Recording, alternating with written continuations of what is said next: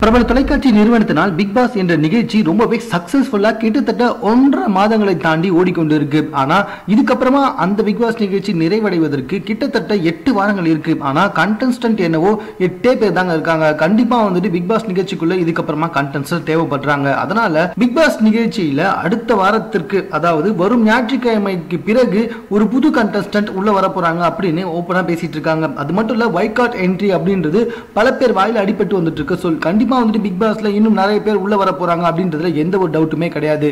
அப்படி இருக்கும் பட்சத்துல தற்போது பிக் பாஸ்க்குள்ள மீண்டும் ஒரு முக்கியமான நபர் உள்ள வரப்போவதாக செய்திகள் கசிந்து வந்துட்டு இருக்கு.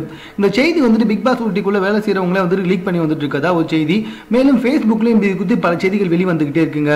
அப்படி வரப்போறது யாரு அப்படின்னு சொல்லி பாத்தீங்கன்னா, அவங்க யாரு அப்படின்னு சொல்றதுக்கு முன்னாடி நான் ஒரே ஒரு விஷயத்த மட்டும் சொல்றேங்க. விஜய் டிவியை பொறுத்த வரைக்கும் வைகாட் என்ட்ரில யாரெல்லாம் வராங்களோ கண்டிப்பா அவங்க தான் வந்துட்டு ஃபைனல்ஸ்ல வின்னர் ஆவாங்க. இது ரியாலிட்டி ஷோவா இருக்கட்டும், காமெடி ஷோவா இருக்கட்டும், சிங்கிங் ஷோவா இருக்கட்டும், யாரு வைகாட் ரூம்ல வராங்களோ அவங்க தான் கண்டிப்பா அந்த ஷோக்கான டைட்டில வின் பண்ணுவாங்க. அப்படி இந்த முறை வந்துட்டு பிக் பாஸ் நிகழ்ச்சிக்குள்ள யார் வைகாட்ல வர போறாங்களோ அவங்க தான் கண்டிப்பா பிக் பாஸ் டைட்டில் வின் பண்ண போறாங்க. அது வேற யாருமே கிடையாதுங்க, நம்மளுடைய ஓவியா தான்.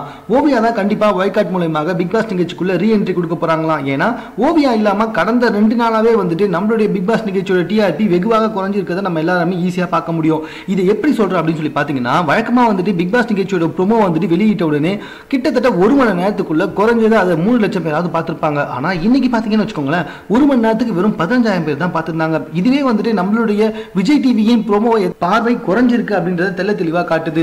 இதை கணக்கில் எடுத்துக்கொண்ட விஜய் டிவி கண்டிப்பா அடுத்த வாரம் வந்துட்டு நம்மளுடைய ஓவியாவை உள்ள கூட்டிட்டு வர போறாங்க அப்படின்றத எந்த டவுட்டுமே இல்லை. ஏற்கனவே வந்துட்டு அவங்கள உள்ள கூட்டிட்டு வரதுக்கு பேச்சுவார்த்தைகள் எல்லாம் நடந்து முடிஞ்சிடுச்சான். அவங்களுக்கு 1 வாரம் வெளியே ரெஸ்ட் தேவைப்படுதாம். அது மட்டும் இல்ல, இந்த 1 வாரத்துக்குள்ள வந்துட்டு எலிமினேஷன் இருக்கு. அந்த எலிமினேஷன்ல ஓவியாவை வந்துட்டு யார் அந்த அளவுக்கு பிரஷர் கொடுத்தாங்களோ அவங்கள வெளியேற்றிட்டு அதுக்கப்புறமா ஓவியா உள்ள வந்தா இன்னும் நிகழ்ச்சி சிறப்பா இருக்கும் அப்படின்ற காரணத்துக்காக இந்த 1 வேளை இடைவேளை விட்டுருக்காங்களாம். அப்படி இல்லைன்னா கண்டிப்பா போன வாரம் ஞாயிற்றுக்கிழமை கண்டிப்பா வந்துட்டு ஓவியா உள்ள போயிருப்பாங்க அப்படின்னு தான் வந்துட்டு பிக் பாஸ் சம்பந்தப்பட்டவர்கள் அனைவரும் பேசிக்கொண்டு வந்துட்டு இருக்காங்க.